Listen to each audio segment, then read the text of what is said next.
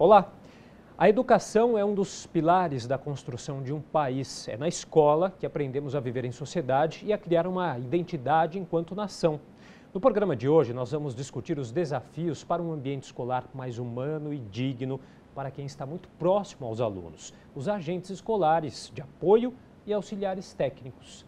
Bom, para participar desse debate, eu recebo o vereador Celso Gianazzi, do PSOL, que é autor do programa Educação em Primeiro Lugar, a auxiliar técnica Ivana Maria Heráclide e o agente escolar Edson Moraes de Araújo. Primeiramente, queria agradecer a presença de todos vocês e queria que vocês explicassem um pouquinho para a gente o que cada um desses profissionais faz, né? A gente tem o agente escolar, agente de apoio, auxiliar técnico, não são as mesmas coisas, né? Eu queria que vocês explicassem um pouquinho para a gente. A gente pode começar com a Ivana, que é auxiliar técnica. Explica um pouquinho para a gente o que faz o auxiliar técnico, Ivana. Não. Na educação, o auxiliar técnico, ele trabalha em qualquer uma das subdivisões dentro da secretaria. O foco, na realidade, é dentro da própria unidade escolar ou de alguns departamentos dentro da secretaria, como eu já falei.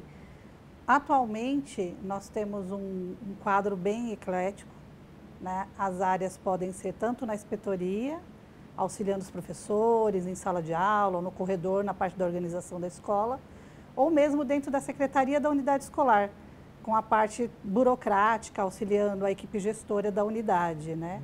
Nós também temos alguns colegas, alguns companheiros trabalhando nas diretorias regionais de educação, dentro das secretarias municipais e também dentro dos polos de apoio presencial da Unicel, que é uma vertente dentro da educação, que é a Universidade Aberta do Brasil. Que é uma representação que nós temos para ter as universidades também dentro da Secretaria da Educação. Tá certo. Bom, o Edson é agente escolar, né, Edson? Desde quando você trabalha nessa profissão? E explica um pouquinho para a gente o que é o agente escolar. Eu fui nomeado funcionário público em 2002, junho de 2002.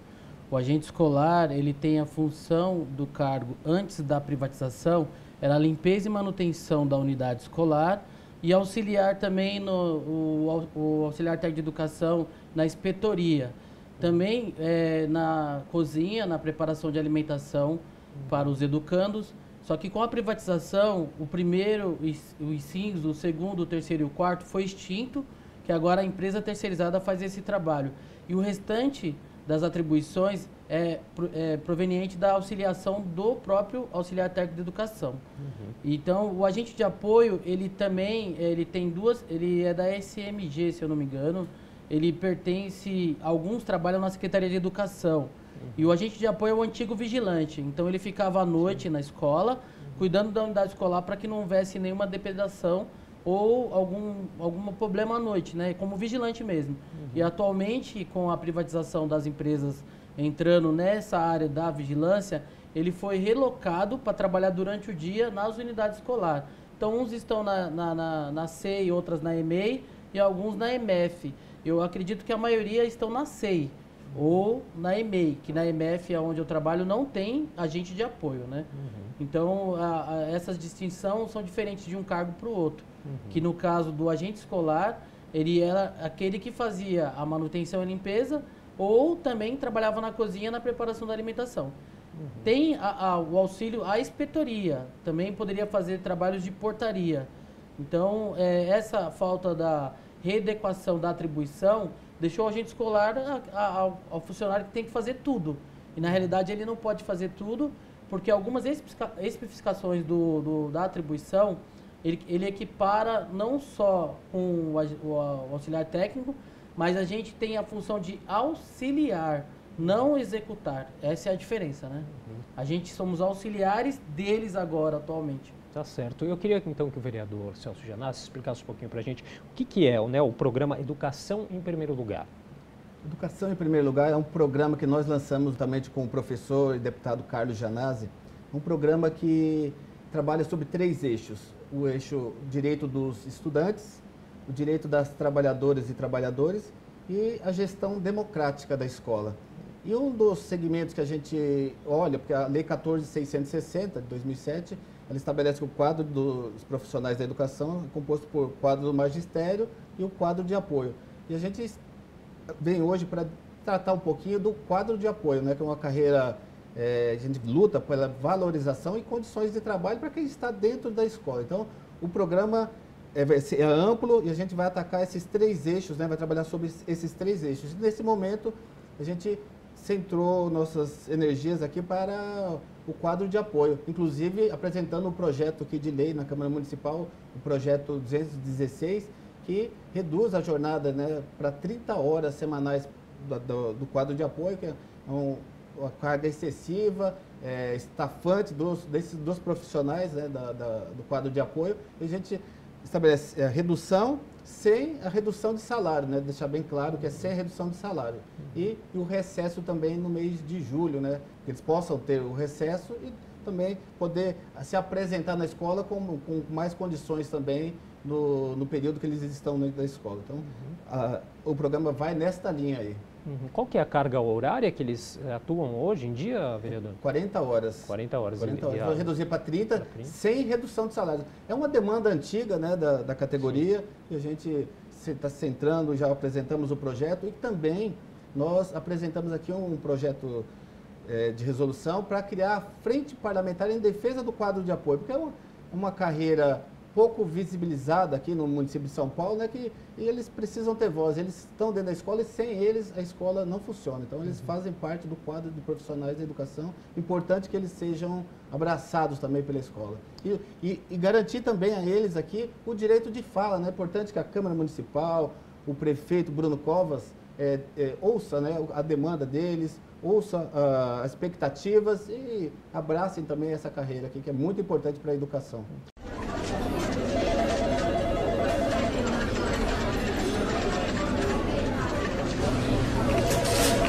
O servidor da educação é um servidor que tem uma jornada muito complexa. Eu falo no geral, professor, o agente de apoio, o agente escolar e o auxiliar técnico. Então, essa demanda, essa nossa necessidade da J30 vem de encontro a isso, por quê? O professor tem adoecido muito por conta das dificuldades, a própria questão da sala de aula mesmo, que é complicado, nós sabemos. Os detalhes, né, 30, 35 alunos por sala, enfim, tendo profissionais mesmo capacitados, isso é complicado. E da mesma forma, os professores adoecendo, isso sobrecarrega a unidade escolar. Então, o que você tem hoje é um quadro de apoio, no geral, né, o ATE, o agente escolar e o auxiliar técnico, amparando esses professores e muitas vezes substituindo-os ou dando amparo para esses alunos que estão na escola quando o professor adoece e não consegue comparecer, não consegue cumprir a sua jornada. Então, hoje, o quadro que nós vemos na educação é exatamente esse, é uma sobrecarga de trabalho que, na realidade, não vamos eleger aqui um culpado, mas é uma questão de saúde pública até. O profissional, ele fica estafado, ele está estressado, então ele se afasta porque ele adoece e alguém tem que continuar tocando a escola. E esse tem sido o nosso papel nos últimos anos, né? Eu não mencionei, mas eu entrei na prefeitura em 2008 e desde então eu não quis sair da educação. Eu continuo na educação porque eu acredito que isso também é uma vertente, né? Nós precisamos dar amparo para essas crianças. E é justamente nesse ponto que nós chegamos. O professor falta e para não deixar esse educando, né, esse aluno, sem um atendimento, a gente faz às vezes. Nós estamos lá para poder auxiliá-los com atividades diversificadas, atividades lúdicas, porque não é o nosso papel estar na sala de aula ensinando, mas nós buscamos de alguma forma atender essa criança e fazer com que ela se sinta acolhida e tenha um objetivo e não que se canse de buscar o conhecimento, né? Está sempre nessa busca pelo saber.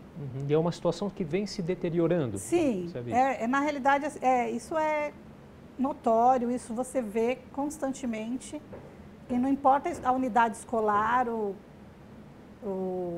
É generalizado. É geral, né? Não importa até a localidade, não vamos inclusive nem mencionar, é mais na Zona Leste, é mais na Zona Sul, não, é na cidade inteira, porque o problema é uma questão de saúde mesmo, de todos os servidores, e isso vai acabar nos afetando também, já começou na realidade, né? O quadro de apoio também vem adoecendo mais a cada dia que passa. Essa é a percepção que você tem também, Edson? A maior dificuldade do quadro de apoio é que fala assim, como o próprio vereador disse, a gente trabalha 40 horas semanais ininterruptamente, então são 8 horas por dia. Com essas privatizações, essa recolocação do servidor dentro das unidades escolares dificulta muito porque, um exemplo, eu que sou agente escolar, né, o meu cargo o grau de instrução era um cargo base. Então, a pessoa não está preparada realmente para mudar e agora começar a lidar com os jovens, as crianças, dentro da unidade escolar, em tudo. Quando ela fala essa dificuldade tremenda, é uma ausência muito enorme dos professores, porque esses 3 pontos que a gente sempre fala, que é a violência que está dentro das escolas, a dificuldade da comunidade que eles levam para dentro da escola, eles acabam refletindo um ponto um pouco violento. Eles são violentos dentro da escola e para nós do quadro de apoio a gente tem essa afinidade direta, porque quando ele entra na escola, ele é recebido pelo quadro de apoio. É o quadro de apoio que faz a entrada dos alunos. Durante o intervalo, é o quadro de apoio que acompanha toda essa inspetoria. Imagina você, durante o intervalo, com 600 alunos e 5 pessoas de quadro de apoio. Ou tem escola que está defasada, está faltando funcionário nas escolas, por esse desmonte da educação, muito funcionário tira licença, é um direito dele, ele está... a questão é psicológica. Então, se ele não está bem psicologicamente, ele também não está bem psicologicamente para trabalhar e lidar com esse povo que na educação, dá dificuldade também, porque você fica dentro da sala de aula com a ausência do professor. Porque a dificuldade é a responsabilidade funcional. Com a ausência desse profissional, que é o educador, sobra para o quadro de apoio toda a responsabilidade funcional se acontecer alguma coisa com esse aluno durante esse problema. Então, a maior dificuldade do quadro de apoio também são as evoluções. Evolução que nós não temos igual o do professor, que é o docente, que é anual. No nosso caso, nós temos 3 eixos que são a pontuação, que dá a avaliação de desempenho, que são os 3 anos. Temos também as questões que nós, do quadro de apoio, a maioria, nessa atualidade, tem o ensino superior ou pós-graduação, só que isso não conta para a evolução, né, salarial. Então, existe essa desvalorização, porque nós só evoluímos a cada 3 anos e temos que atingir um número X de ponto. Mas se em um ano você não receber a avaliação 100%, você já não evolui. Então, é por mérito ou por evolução de graduação de estudo mesmo. A atribuição é essa questão que nós somos estatutário. A Lei 89.8979 prevê para nós os direitos e os deveres, mas também tem os decretos de cargo, que eu não vou me lembrar agora, mas assim, que estabelece o que cada função faz, o que o diretor faz, o que o coordenador faz e também para o quadro de apoio. Nessa atualidade, o auxiliar técnico de educação existia, o auxiliar técnico de educação 1 e 2. Então, um trabalhava na secretaria, o outro na inspetoria. Agora não existe mais, eles juntaram esse cargo. E é um cargo único. Ou ele trabalha na inspetoria, ou ele trabalha na secretaria. Mas existe a diferença salarial, porque não foi abatida esse salário. Da mesma forma agora, o agente escolar tem que fazer a função do auxiliar técnico de educação. Porque o meu cargo foi terceirizado, só que ele não foi adequado na atribuição. Bom, daqui a pouco a gente volta com o programa Decisões e Argumentos. Até já.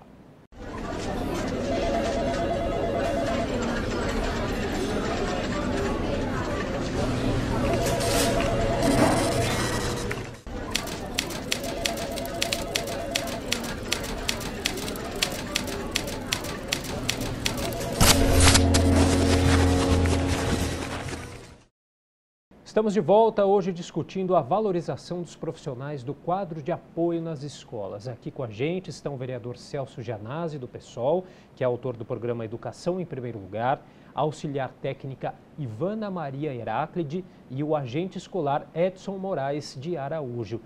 Vereador, eu queria que o senhor explicasse um pouquinho para a gente de que forma essa redução na jornada de trabalho pode ser benéfica, claro, para esses profissionais, como para a sociedade, para os alunos de maneira geral.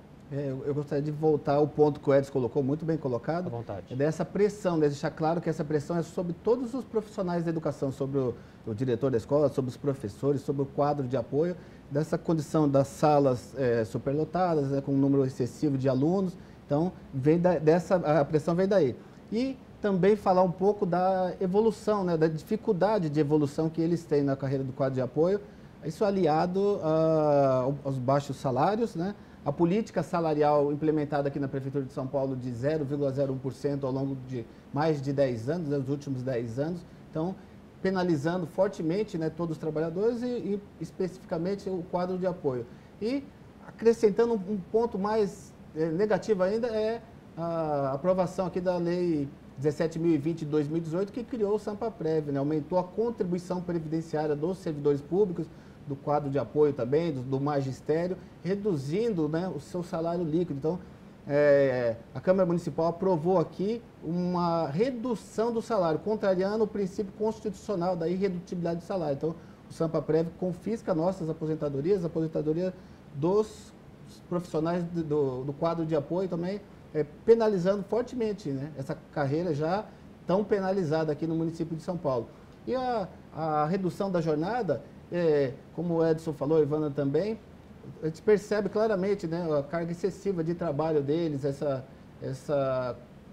necessidade de estar presente na sala na escola como um todo, dando suporte ao quadro do magistério. Eles estão sobrecarregados. Então, é salutar, é importante que eles tenham também esse período para poder descansar. E, na verdade, também tem que ter concurso público, né, para reposição também. O quadro está defasado, totalmente defasado. Então, isso vai ser consertado também com o concurso público. Então, o prefeito Bruno Covas também quer olhar para a abertura de concursos públicos, né, e suprir essa pressão, essa lacuna nos profissionais da educação e especificamente aí no quadro de apoio. Uhum. Para a gente entender um pouquinho, esse serviço que é realizado por vocês, hoje ele é terceirizado, é isso? O do agente escolar foi terceirizado. O agente escolar, ele trabalhava na inspetoria, auxiliava na inspetoria, mas trabalhava na limpeza e na distribuição, na confecção, né, da merenda e distribuição. Hoje ele está como auxiliar técnico de educação. Uhum. Né, foi uma realocação de trabalho, depois realocado também as atribuições na última alteração do decreto, né, das nossas atribuições. Uhum. Isso de alguma forma acaba sendo prejudicial? Foi prejudicial? Nós vemos a questão como um prejuízo, primeiro, porque você, apesar de sempre vão dizer que existe controle de qualidade, existe uma certa vigilância, mas nós sabemos que é diferente quando você tem um profissional concursado, que é envolvido e que tem realmente o seu olhar diferenciado dentro da escola. A partir do momento que você terceiriza esse serviço, você coloca uma empresa por trás disso, você acaba acarretando alguns desequilíbrios dentro da unidade escolar. Você tem também a questão da inspetoria, que antes nós tínhamos o auxiliar técnico 1 e 2, agora é o mesmo, pode fazer as duas funções sem ter qualquer separação salarial, mas também assim, isso cria dentro do ambiente escolar um certo conflito, porque o auxiliar técnico, ele tem as suas atribuições, suas funções desde o início. Pode ser alterado pela equipe gestora de acordo com a necessidade da unidade escolar. O agente escolar, ele vem para nos auxiliar, mas isso não é o correto, porque é como se nós fôssemos chefe deles, né, no fim. E na realidade não é, nós somos um grupo que trabalha, que precisa estar em união para que a unidade escolar possa correr tranquilamente, todo o seu fluxo possa seguir da melhor forma possível para atender o aluno, né? E essa separação, ela vem trazendo conflito dentro da unidade escolar, sempre, cada dia mais, porque por mais que a gente tente, né, que o ambiente seja um ambiente saudável, mas sempre acontece, é sua atribuição, não é minha. Sim. O meu cargo, eu tenho que fazer isso. O seu, não, você que tem que estar lá. Entendeu? Acaba criando uma zona de conflito também dentro da unidade escolar, quando você não tem isso muito bem detalhado, muito bem determinado pela gestão da unidade escolar. Tá certo. Vereador, ia falar alguma coisa? É importante também a gente colocar também o programa Educação em Primeiro Lugar.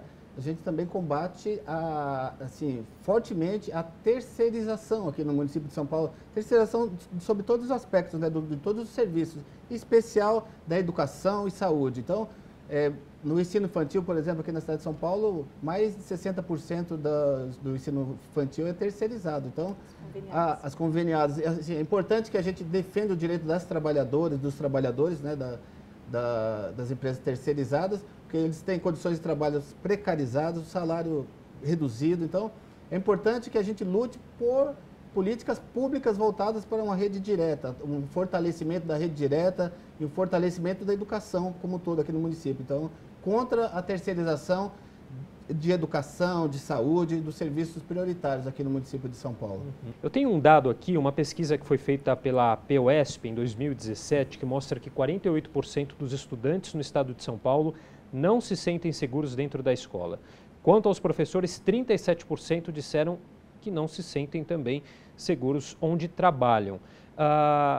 De lá para cá, essa situação tem piorado, a violência tem piorado? A gente teve o caso agora em Suzano, né, com 10 mortos. Depois eu vou pedir para o Edson até comentar. A gente teve o caso da merendeira que ajudou aí a esconder 50 alunos. 50 alunos foram salvos aí graças à ajuda dessa merendeira. Mas, enfim, vamos falar um pouquinho sobre essa questão da violência. Ela tem piorado? É um dos pontos aí a ser destacado? Eu acredito que sim. A violência no país em si tem se tornado um problema. E a escola se torna um reflexo, eu acredito mais que em virtude do que as crianças, os jovens, os adolescentes, enfim, eles se sentem seguros na unidade escolar, mas ao mesmo tempo tem um reflexo. Em que sentido? Ele sabe que ele está seguro e ao mesmo tempo ele também sabe que ele não vai sofrer nenhuma represália ou não vai sofrer nenhuma sanção por qualquer tipo de atitude que ele tem ali dentro, mesmo fora do contexto educacional, entendeu? Então eles se sentem muito livres para fazer aquilo que eles têm vontade. Esse é um problema dessa geração, acho que nos últimos anos isso tem sido um problema que tem aumentado e a violência acaba sendo esse reflexo. Se ele sofre uma violência domiciliar, ele acaba extravasando isso na unidade escolar, seja com o professor, seja no coleguinha da sala, né, no companheiro ali, ou seja em qualquer funcionário que ele sinta como um reflexo daquilo que ele sofre, ou mesmo um reflexo daquilo que ele vive na comunidade onde ele estaria inserido. Eu acredito que seja realmente uma válvula de escape para ele, a unidade escolar. Né? A violência ela vem crescendo muito grande. Eu trabalho na região de São Mateus, em uma unidade escolar que o ano passado, em 2018, ela passou na televisão que os alunos quebraram tudo na escola. Eu não culpo os alunos ou os educandos, porque ele mora em uma situação, para você ter uma ideia, esse desmonte que vem da saúde e educação, também vem na área do assistencialismo também. Eles moram numa beirada de rio, lá em São Mateus. Com as enchentes, eles perdem tudo. Então, eles têm a escola como um ambiente de lazer, porque onde eles moram não tem infraestrutura, não tem saúde, e acabam perdendo tudo. Então, a escola, eles vêm para a escola, muitos para se alimentar, outros para brincar. Então, existe uma dificuldade da aprendizagem, porque o aluno, ele mal alimentado, ele não vai produzir seriamente uma educação de qualidade, claro, porque ou ele pensa na fome, ou ele pensa no aprendizado.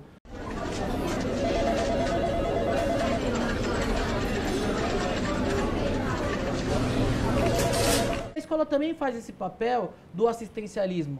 Muitas vezes na unidade onde eu trabalho, os próprios condutores que trabalham no TEG fizeram uma arrecadação enorme de cesta básica, fizeram uma arrecadação enorme de roupa, levaram até a comunidade, né? Propagaram as imagens dessa negatividade das enchentes e nós aí descobrimos que essas verbas que é tratada para isso é desviada para outra secretaria, só que isso reflete na educação. Dentro da unidade escolar, se você perguntar para o aluno como você está hoje, ele é capaz de te xingar, porque ele quer descontar em alguém essa violência que ele está sofrendo em torno da unidade escolar. Então, tem um índice muito grande do uso de drogas, também inflige muito essa questão da internet, mídia social e um monte de coisa, que as pessoas vão inserindo aquilo como um personagem e trazendo para dentro da escola. E detalhe, ele se sente seguro porque ele está trabalhando com um quadro de apoio. E a questão da humanidade, de chegar, de acolher o aluno, fazer ele se sentir bem, perguntar psicologicamente se ele está bem, esse papel é do quadro de apoio. Porque assim que ele entra na unidade, ele é recebido pelo quadro de apoio. Quando ele está interagindo na hora do intervalo, é com o quadro de apoio que nós temos que observar a questão de violência. Já tentaram observar que depois que essa merendeira salvou as crianças, alguém foi lá perguntar se ela está bem psicologicamente agora? A preocupação é de outra forma. A preocupação, ela é macro. O micro, não importa. Ah, ela fez a obrigação dela. Essa foi a obrigação dela. E aquela pessoa, aquela coordenadora que se foi lá na frente dos alunos para defender, não se fala disso, né? Se coloca um alvo diferente para aquele que está em cima e um alvo totalmente negativo para aquele que está embaixo. Então, alguém foi lá perguntar se ela está bem, se ela está precisando de alguma coisa, se ela precisa de uma ajuda psicológica, se ela precisa de um aumento salarial, claro, se ela merece receber um prêmio. Tá certo. Essa é a dificuldade. Vereador, É importante dizer que depois, após a tragédia de Suzano, o governo do estado anunciou a colocação de catracas eletrônicas nas escolas. É como se fosse resolver o problema. Em contrapartida, o governo do estado, o governador João Dória, ele acabou com a escola da família, né, onde a comunidade participa com dança, cultura, esporte, ela se apropria da escola, então diminui muito a violência. Nós tivemos já experiências aqui no município de São Paulo com escolas abertas à comunidade, as famílias se apropriando de todo o território da escola, e aí o índice de violência cai muito. Então, é um contraponto que se faz a política aí, né, do governo do estado nas escolas. tá certo. Bom, a gente vai fazer mais um rápido intervalo e daqui a pouco nós voltamos. Até já.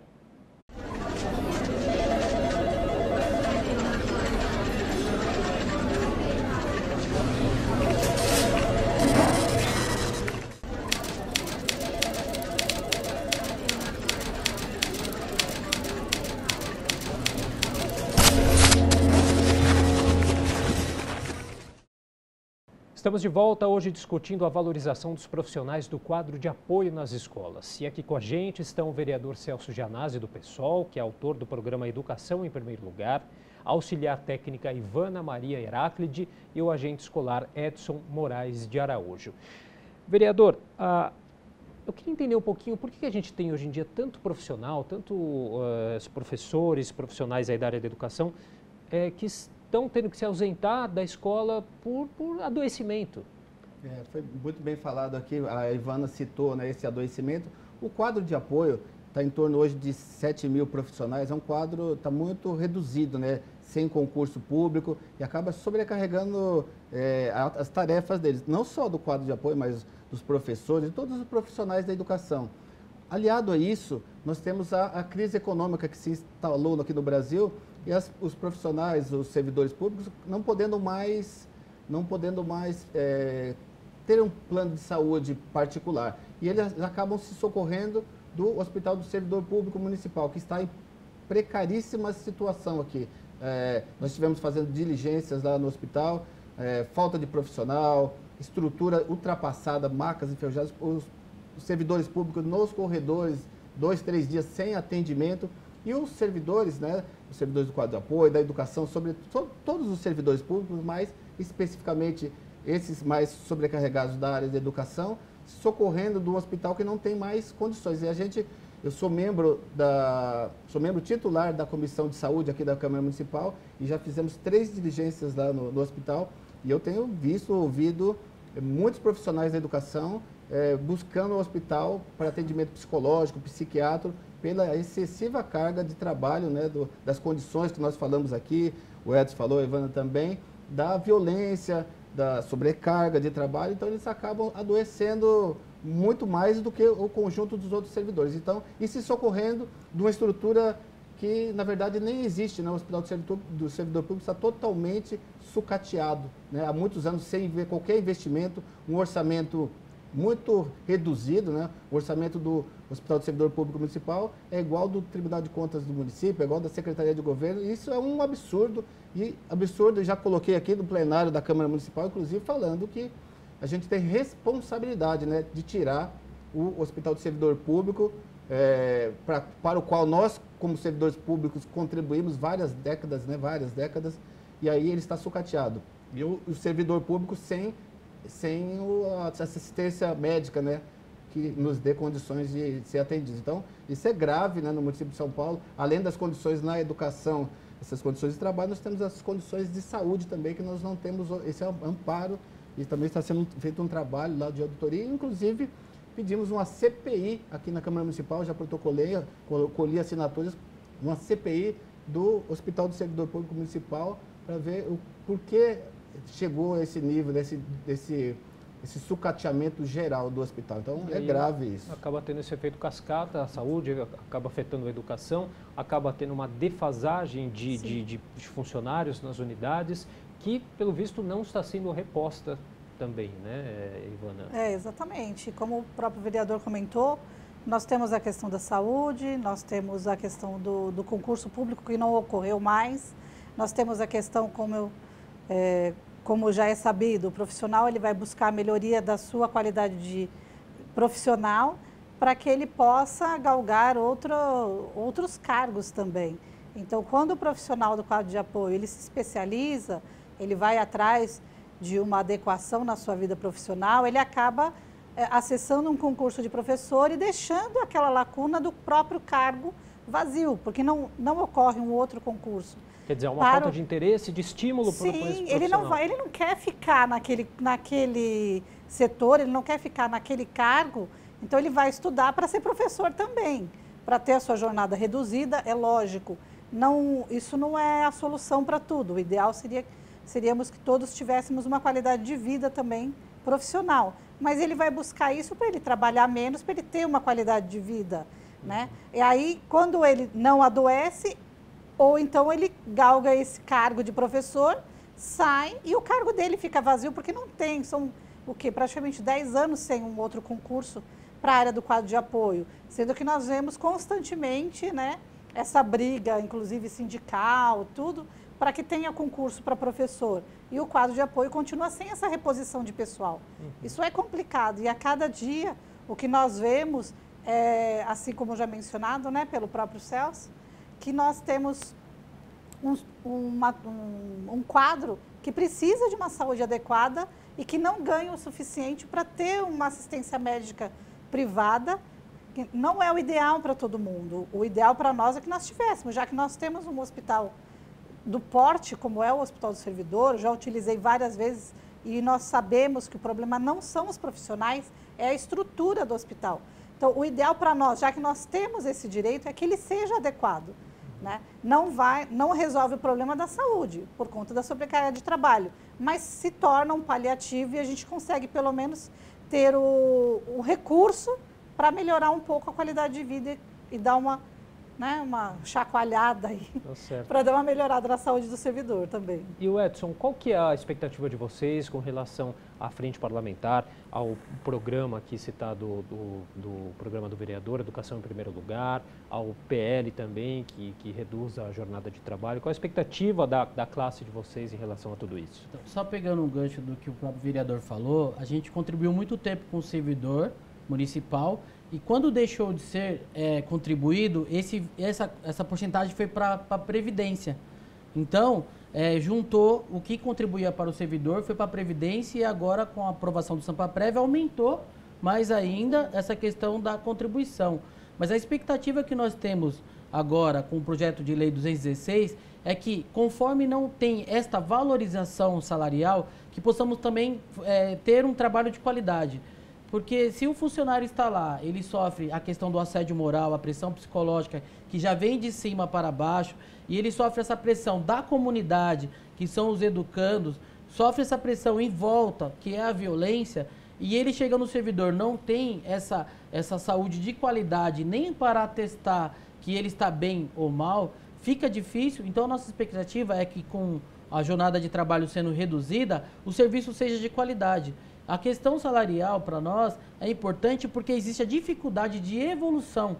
Sem a evolução, porque muito o que a Ivana falou é verdade, a maioria dos funcionários do quadro de apoio teve que se formar em uma faculdade, formar em pós-graduação, para poder ter uma qualidade de emprego melhor, não só sendo professor, mas muitos também vão em outras áreas, para poder ter uma qualidade de vida melhor salarial. Então, se nós não temos esse valor salarial, pelo menos ter a jornada reduzida para ter a qualidade de ensino com essa redução de horas trabalhadas semanais, não existirá mais essa pressão psicológica para o servidor. É claro que vamos deixar de trabalhar 8, trabalhar 6 horas, mas essas 6 horas com qualidade, com a valorização salarial, né, e que nós possamos ter a decência dessa frente parlamentar explicada passo a passo para cada vereador, para a comunidade. Esse programa que o vereador Celso Gianazzi criou, que é a educação de primeiro lugar, são os 3 eixos de explicar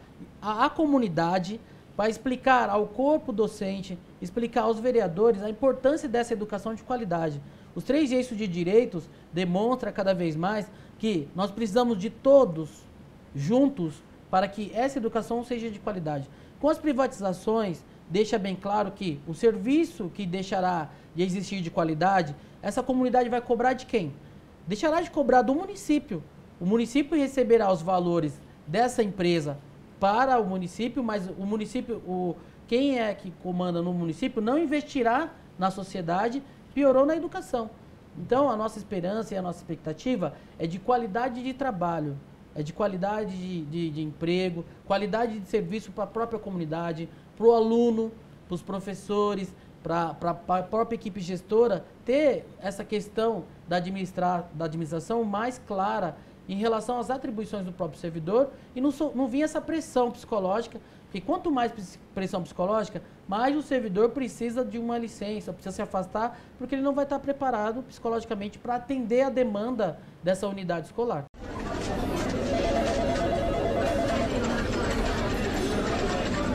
Eu queria ouvir do próprio vereador qual a expectativa do senhor em relação a esses projetos, inclusive qual que é o trâmite aí desse PL, ele já está em tramitação, enfim. Então, o importante é dizer que nós estamos assim, muito satisfeitos, né, porque eles estão tendo a possibilidade de falar, de ser ouvidos aqui, né, de externar o que eles realmente fazem, mostrar para a sociedade a importância deles dentro da escola, que a gente sabe que é fundamental para a existência da escola, e dizer também que eles estão fortemente mobilizados, né, para fazer esse trabalho aqui na Câmara Municipal, de convencimento dos outros vereadores, que isso é muito importante, do apoio, tanto ao projeto de lei como à frente parlamentar. Então, eles foram protocolados agora recentemente e vai começar a tramitação na Comissão de Constituição e Justiça. Eles estão participando muito e a gente está muito otimista para que isso caminhe e a gente tenha uma educação pública de qualidade aqui no município de São Paulo, começando pelo quadro de apoio aqui. Tá certo. Bom, infelizmente nosso tempo já chegou ao final. Eu queria agradecer a participação do vereador Celso Gianazzi, do PSOL, da auxiliar técnica a Ivana Maria Heráclide, também do agente escolar, o Edson Moraes de Araújo, e agradeço também a você que assistiu o nosso programa hoje. Se você quiser rever esse ou qualquer outro dos nossos programas, acesse saopaulo.sp.leg.br/TV Câmara SP, ou um dos nossos canais nas mídias sociais. Até a próxima, TV Câmara São Paulo, assista, fique sabendo.